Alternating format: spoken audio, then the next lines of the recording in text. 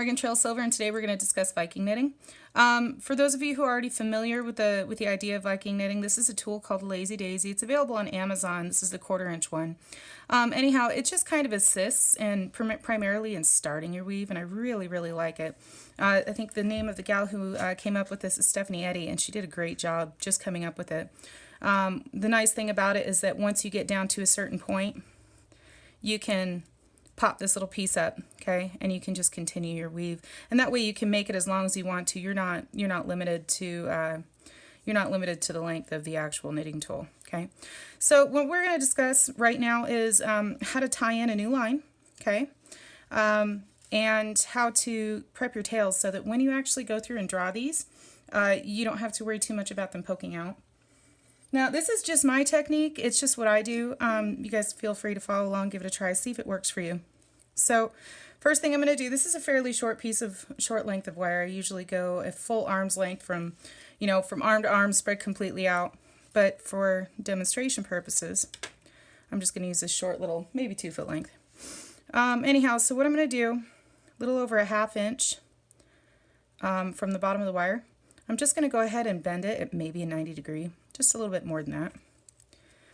And if you guys notice, what I'm doing is I've got 3 around, and I'm weaving these 1, 2 up, okay, and I'll show you what that means in a second.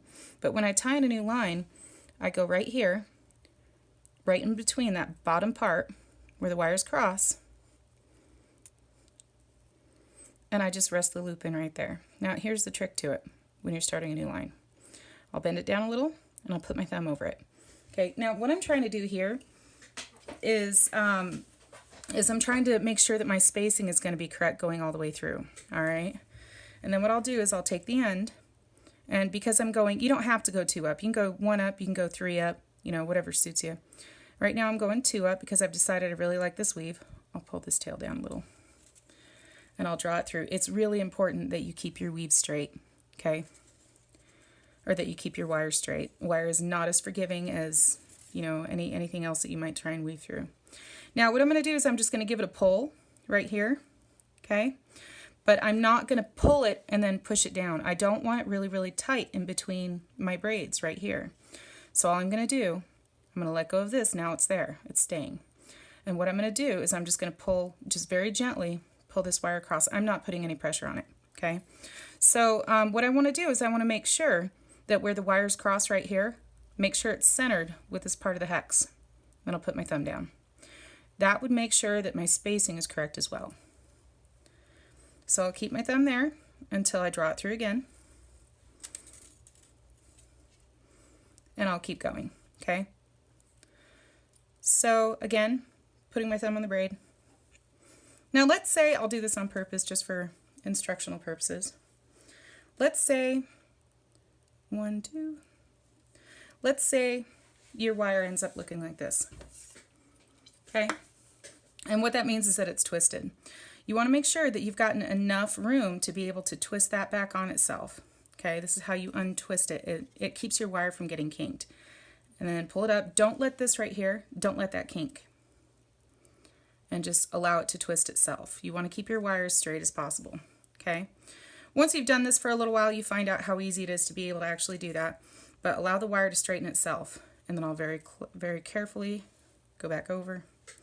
And then after a while, it just goes really, really fast. Unless you've had 2 Red Bulls like I have.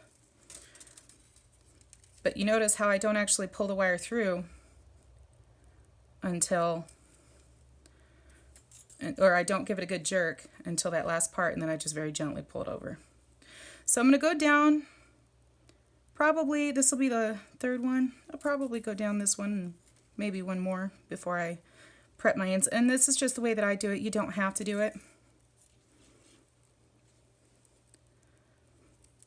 But if you keep your thumb on the braid, primarily where it's crossed, what you're going to find is that it'll stay straight on these lines, on the flat parts of the hex. And that's kind of what you want. All right, I'm going to do this one right here. Go around 1 more time.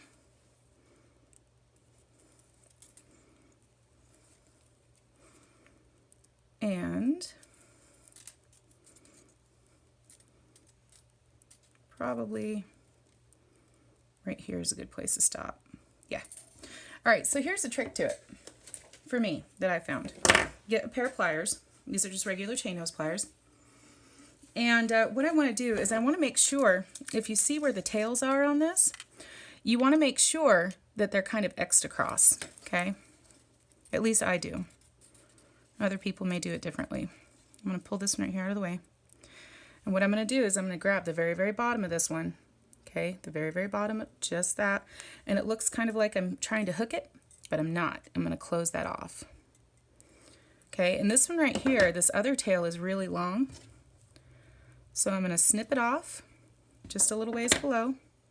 Toss my little piece into my scrap jar so I can melt it down for later. I'm going to do the same thing, okay? I'm just going to turn it into a little nub. That way it kind of keeps it from really popping out in between the wires depending on how tightly that you get it. And I'll show you how I draw them through when I get done. But also what it does is if it does end up coming out like that, what you're going to find is that it's not going to poke anyone, okay? So, and then I just kind of keep going. Now I'll go ahead and finish up with this, and you notice how I make sure that this wire is crossing over the nub that I just made in the bottom of that tail. So I'll go ahead and I'll finish up with this, and when I get done, I'll show you how I finish it off, how I draw it through, and as well how I cap the ends.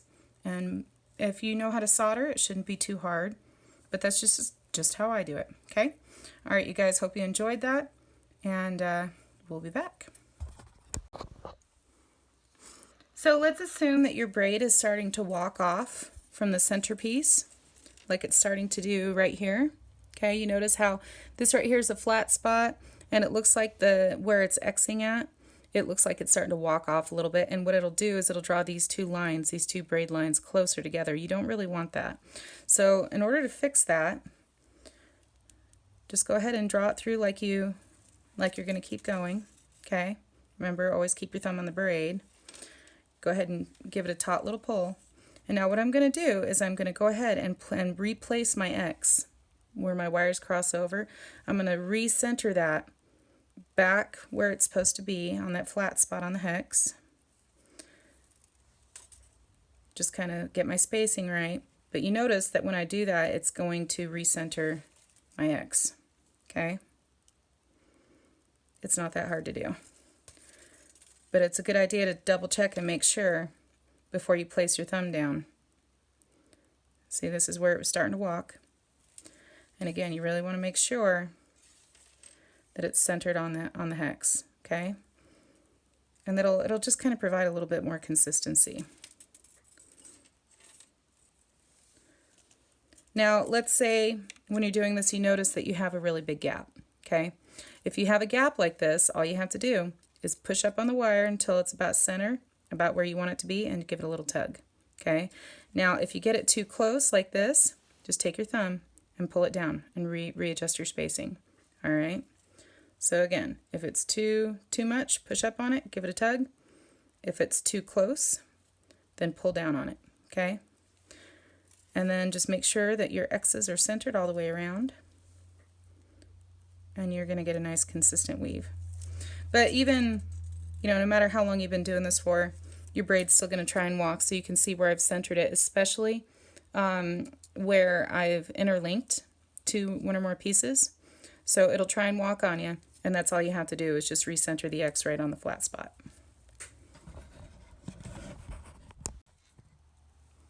Now let's assume that you've messed up. You notice how I'm going 2 up? Well, let's assume that you've messed up, and I did this on purpose, but I have actually done this on accident, where you notice that you were doing a double high, and then you ended up accidentally weaving it through just 1 up instead of 2 up. Okay, so here's how you fix that. You just take your wire a little bit at a time, and you push it back through, and then very carefully pull your wire back out. And then you can take some nylon jaws if you want. I'm just using my fingers. Straighten that wire back out. Double check your centering on your X. Okay, right here where you have it crossed over. And then go back through and redraw it. There we go. And see, this part here is trying to walk on me too, so I'm going to recenter it. And cross it over. And then just keep going. But you notice what I'm doing is I'm drawing it through. And then I'll pull it up to the spacing and make sure that my X is level, it's centered.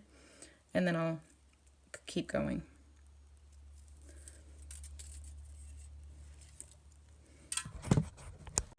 So I've gotten to a point in this weave where I can't really grip the bottom of it very well, okay? So what I'm going to do is I'm going to find the hole up here at the very top, and I'm going to go ahead and snip off that loop. That way I can grip it with my pliers and just pull that wire out. If you don't do this, what's going to happen is this wire, particularly if it's sticking out the other side of the hole, what's going to happen is it sometimes tends to catch on your weave, and you don't really want that. So I just snip it right off. And then push up from the bottom, just a little bit at a time, and just kind of caterpillar it on out. Just a little bit. And then once it gets past a certain point, you're able to very gently just pull it up, okay? You don't want to go past that lip. In fact, you don't want to get too close to it. The lip is right about here. You don't really want to get too close to it. Just keep it right about there, and then you can continue with your weave. Okay, so now that I have my knitting done, okay, this is as long as I want it to be. The length that it ends up being is just kind of determined by the size of the wire. This is 26 gauge. How many loops that you're using, and how many sections that you go up in your weave. So again, this is 3 round. I went up 2 high. This is a double weave. And I've just kind of measured it to where it was, probably about 3 inches shorter than going around my neck. Now, if I wanted to go ahead and make this, add some length onto it, when I cap it off, I can add some jump rings to it. And really, in all honesty, when you do that, it makes it easier to add a clasp and for someone to actually grab a hold of that clasp. So if it doesn't end up as an 18-inch chain, I'm not worried about it. So first thing I'm going to do is I'm going to grab a hold of it, just give it a little tug, and very gently pull that off. All right. The next thing I'm going to do, remember I clipped the top wire?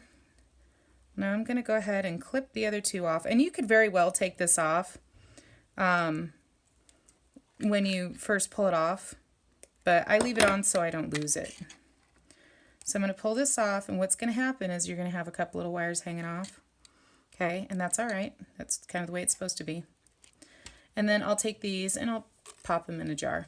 Okay, I save those and melt down for scrap silver and turn it into sheet. So now what I'm going to do is I've got a length of brass wire. You can use copper, you can use just about anything you want. And again, I'll put that back on, put it with the rest of my Viking weave stuff. So this is the top of it, and what I'm going to do, this is just how I do it, is I'm going to go ahead and feed it in about halfway through. And some people use two wires. If you're going to do something like a 4 loop going all the way around, then you might want to grab 2 wires, and this is about an 8-inch length. Grab 2 wires about the same length and crisscross them over. Okay. Same thing if you've gotten 6, you might want to use kind of something more along the lines of like 3. If you've got 4 loops, then you might want to go 8, but just for the 3 loop, I'm only doing the 1. So I'm going to fold it in half, get it as even as I can, and just kind of give it a little pull. Now here's a draw plate that I'm using. This is a beadsmith. And when I draw this through, I'm going to just go ahead and start. I'm going to do it about 2 or 3 times in each hole. So what I'll do is I'll start from the face side, stick it in, and pull it through a couple times. Oh, and another thing I like to do, my daughter's doing dishes, if you hear the noise in the background, sorry, is I'll actually twist these up a little bit. Okay, so we'll just keep drawing it through, and what it's going to do is it's going to reduce the wire. Okay, and I'll do it twice on each one just to make sure that it's reduced well so that you can pull it down to the next one. If you need to get a pair of pliers or something like that to get a grip on it, you can. I just make sure I've got enough to be able to grab a hold of it.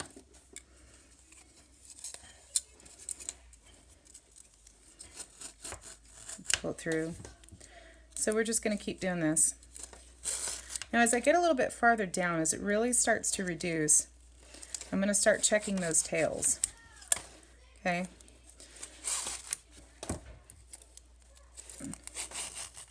Usually right about here is a good point to check the tails.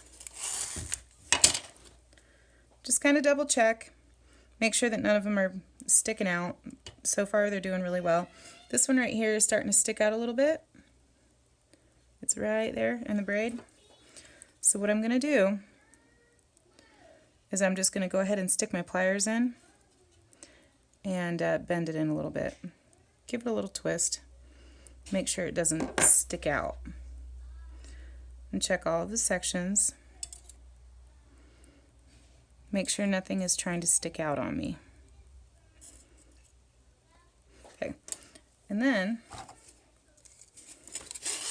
I'll just keep reducing. And as you reduce it, it's just going to get longer and longer. So I'll go down a couple more sizes, and then I'll check those tails again while I can still fit pliers in there. And you can see it's starting to look really nice. You just check every seam as you go. And so far they look really good. Okay, so we're going to keep going down.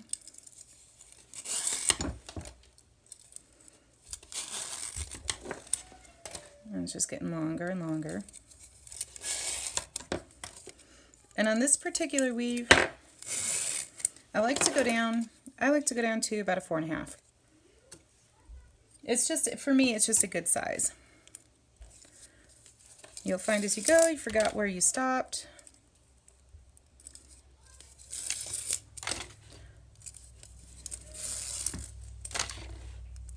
Is it a 4.5? Maybe it was a 3.5. Maybe, I think it was a 3.5. But I'll stop again at 4.5 and check my tails. Because if they're not sticking out at that point, just before you get finished, then they won't stick out anywhere else either. Now, because I went ahead and I rounded off the nubs, when I go like this, I won't feel anything sharp. Okay, but you will feel a little bulb. And it's a good way to check for your tails as well. If you have feeling in your fingers, I don't have feeling in my middle finger, but you'll be able to feel where the seams are and double check and make sure that there's no tails sticking out. So we'll go down to 4, and the smaller you get it, the longer that the chain gets, and the harder it gets to pull through. Now you're probably going to get to a point to where you're not going to be able to really draw it through. And what happens is when you're drawing it through, the wires are basically it's spreading throughout the loops, so it's evening everything out. And usually this is about, I think this is where I like to stop. See, I've done a couple of these already. Yeah, about one more and I think I'll do it. Go down to 3.5. Oh yeah, that's the one. And you'll feel it really start to get a little bit harder. Draw it through a couple times, check your tails. And again, I don't have any tails sticking out. And I think a lot of the reason for that is because I had gone through and made sure that they were still crossed as I was doing my weave. There we go. And this one is, let's fit it. This one is about 17 inches or so. And that's about perfect because when I add my caps onto it, I can go ahead and add about 1 inch of chain on either side. And by chain, I mean jump rings soldered together. And then that way people have room to grasp the clasps. So there you go. We'll do the clasps next. Okay, so we're back, and what we're going to do is we're going to go ahead and put the end caps on our Viking knitting. We've got it drawn through. I've ran my hands along it both ways, making sure there are no tails sticking out, you know, double check it, do a visual check. Anyhow, so one of the first things that we're going to do is this is 1/4 inch bezel wire think of this whole part of the process as bezel setting, okay? Because that's essentially what you're doing is bezel setting. And I've just got some bead landing looping kind of pliers. You guys know me and my technical terms. So what I'm going to do is I'm just going to go ahead and pick a size and see if this is too big, too small. Right now it feels a little loose. You want it to be able to squeeze onto that end a little tight. In fact, I'm going to go ahead and I'm going to cut off. It's got some little pieces on this one that are, you know, before you double it up, you're going to have that access. So I'm just going to go ahead and cut that off, that access off. Same thing with this side. I'm going to go ahead and cut the tail off. Put these in your scrap jar so you can melt them down later on, maybe make some sheet, draw some more wire. So this is still just a little bit big, but I'm going to open it up and cut it off. And I'm not measuring anything. You can use a mandrel if you want, but I'm not going to worry about that. You can. Like I said, I silversmith like I cook. I just kind of throw a bunch of crap in a pot and hope it turns out good. But I've done this a couple times already, so I know it should. So I really just want to make sure that my ends are even, just to start with, so that I know that if I do get the size right, I can close it up. Okay. So now we're going to take this in. Remember that we're going to want this to be a little bit smaller than the actual diameter because this is going to compress a little bit and we want a snug fit. Okay, and that actually feels really good. Okay, so I'm just going to go ahead and make another one of these. So anytime you're setting a bezel, you want to make sure that you file your ends flush. And I just like using my little triangle file. Just kind of file them down a little bit. That way I get a nice little seam. Oop. Helps if you don't have butterfingers too, huh? Make sure that your ends are flush.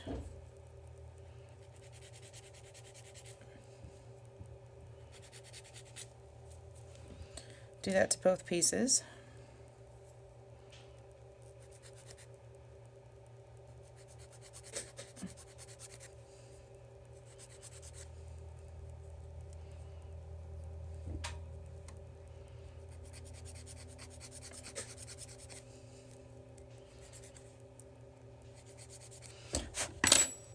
Alright, and then go ahead and form your bezel. Alright.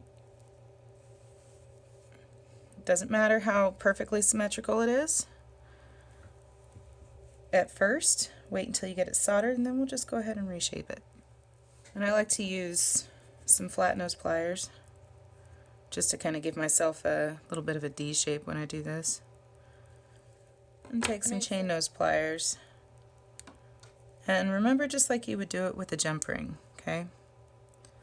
Just kind of overlap a little bit.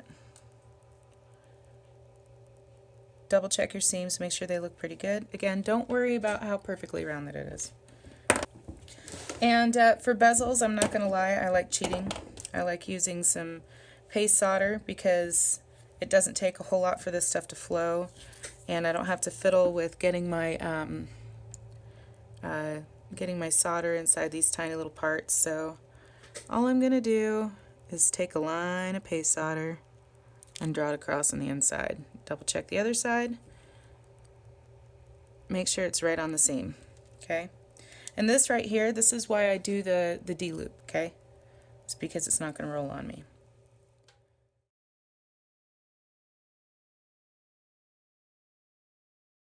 Okay, so soldering is the next step. And what we're going to do is take these, make sure you put the seam down, and this is just a little butane torch. It's a benzomatic from Lowe's. It's all I use when I'm doing little work like this. And then just solder your seam shut. Watch your heat control. Okay, I like to make sure with this paste solder, I really like to make sure that it's flown. Heat the charcoal block up around it. Make sure that that solder flew all the way through. And heat control meaning you notice that I'm backing the torch up. I'm getting it like right on top of the charcoal block. As soon as I touch the silver, I'm just going to back the torch up a little because I don't want to melt the silver. And my solder should be good and flown. I want to make sure it went all the way through. That's kind of the issue with paste solder. Sometimes you got to make sure it really sucked all the way down. That's why you want to heat up the charcoal block. So we'll quench these. Okay, now that we've got our end caps quenched, I'm not even going to bother pickling them just yet. Now we want to check our seams and make sure that we reform these little dollops into a circle. Okay, now sometimes I'll use these just to kind of get it started, but I don't really much care for them because the marks that they leave, so I just kind of get a little start on it. And then what I like to do is switch over to some some flat nose pliers, and then just little bitty light crimps in any place it looks like it might be too high. Now another way that you can do this is on a mandrel. That's perfectly fine. You can stick them back on a mandrel if you used a mandrel to do this. You know, just think like you're setting a stone, okay? A really tiny, really high stone. Same concept. It's no different. So I want to make sure that I got a nice cylindrical shape. Now double check your fit. You want it good and snug. And that it is. Because remember, these wires they can close up on you a little bit.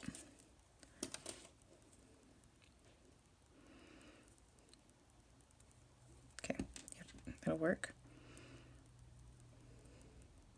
Nice snug fit. Okay, don't be afraid to go pretty tight on these. Now I have some. This is 26 gauge. This is 26 gauge. So what I'm going to do next is snip this off. Probably get away with snipping it in half. See, these end caps, they're not very, the whole thing is going to be pretty fragile anyways. Make sure that I can solder those on. Okay, next step, we're going to go ahead and apply the next grade up in solder. I used medium on the last one. So we're just going to go ahead and use easy on this one. And make sure you don't have any solder on the outside, but that it's all the way around on the inside. Okay? Find a nice flat spot. Set that down.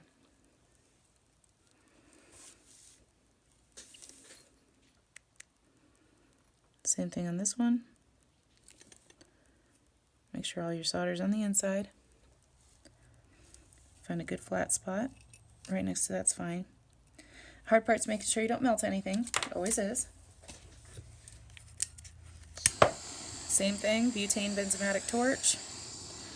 And heat up your charcoal block. Just kind of get it a little bit toasty. You'll notice that it's catching fire. That's what it's supposed to do. And I like to just kind of heat the plate up a little bit and then heat up the bezel. Once you see that seam flowing all the way around, you're good to go.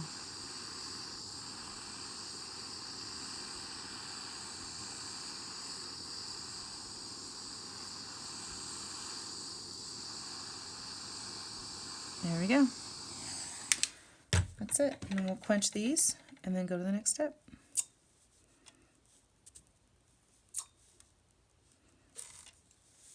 Okay, so my next step is going to be, and you can hand saw these going all the way around if you're good with a saw. For me, I've found personally, this is just me, it's just quicker for me to snip these off. And since they're such small parts, I have a little scrap bucket right here. And since these are such small parts, I don't have to fiddle with, fiddle with gripping them. So I'm just going to snip off a bunch of the excess. Do that to both of them. Don't get too terribly close. You don't want to snip off the corner right there too much. Oop. So try and keep your shears straight up and down. Don't list them too much. Okay. Now I'm going to break out my Fordham. I have a nice fine wheel on it, or well, it's kind of a medium fine wheel. It's good to have a thing of water nearby because these little parts do get really hot, and I'll show you why. So I like to start it off cool.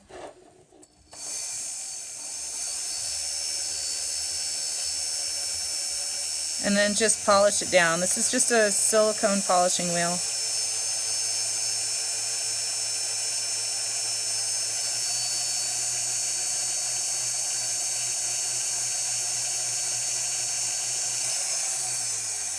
When it starts getting warm, just dip it in your water.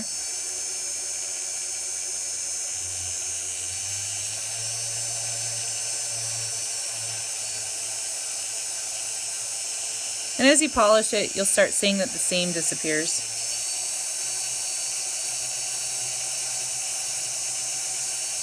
And it just starts to blend.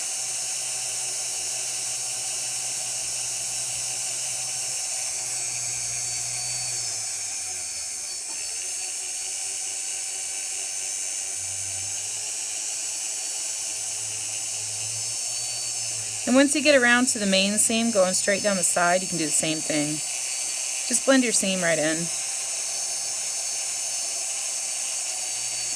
Now what I like to do is go around the top and get any sharp edges off the top. Kind of give it more of a conformed look.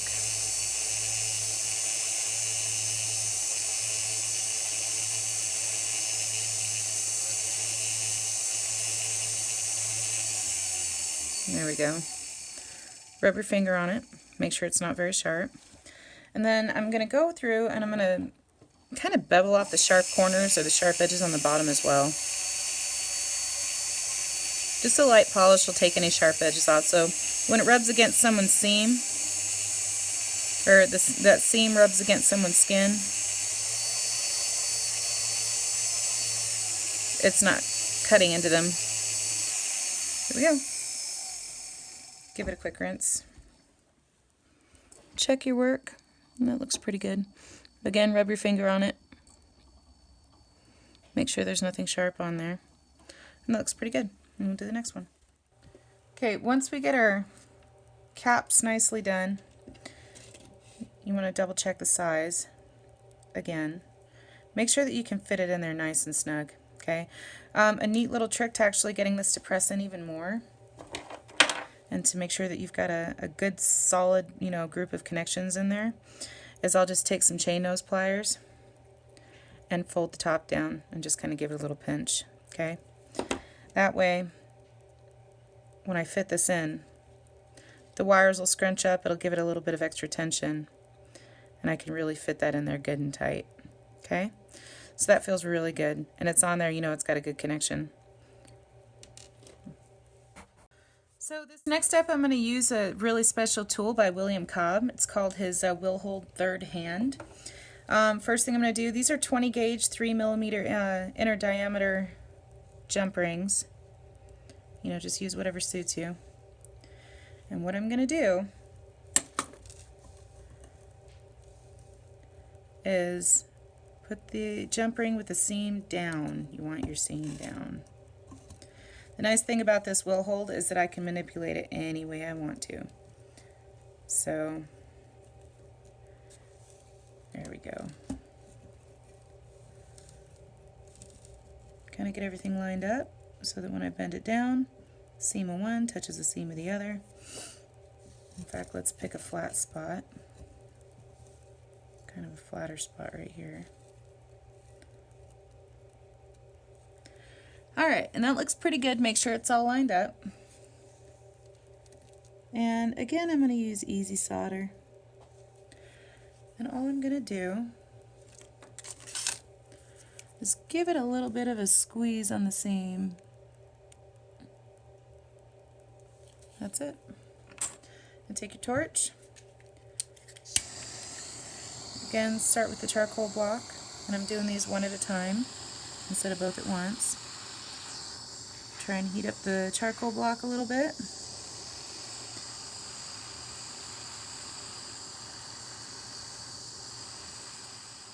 Okay, so this next step I'm going to be using my will hold from William Cobb. He has these for sale on Etsy. They're not terribly expensive, and honestly, this has probably become one of my favorite tools. This is a little William Cobb third hand from Will Hold Tools. Anyhow, so I have my little cap that I've made. I've made sure that the ends are bent down. It's got a nice snug fit. I can fit it all the way down to the end. Okay. So the next step that I'm going to be doing is I'm going to solder the cap to the chain. So this is the easiest solder that I have. It's extra easy. And I'm going to apply a very, very, very liberal amount into the inside of the cap right there in the bottom. Just paste solder, nothing fancy.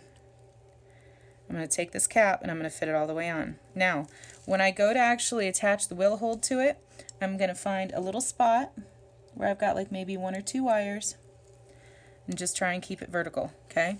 Just like that. Now, when I apply my heat to this, I'm looking out for 2 things. I'm going to watch my wires and I'm going to watch my jump ring. If those 2 start getting almost to the flow point of that easy solder that I'd used, the easy solder I'd used on the jump ring, then I'm backing my torch away. That's your heat control. You back your torch away, it puts out less heat, but still maintains a steady flow of decent heat going in, okay? So, all I'm going to do is I'm going to try and keep my heat primarily on the cap. And I'm not getting very close. It's all very thin metal.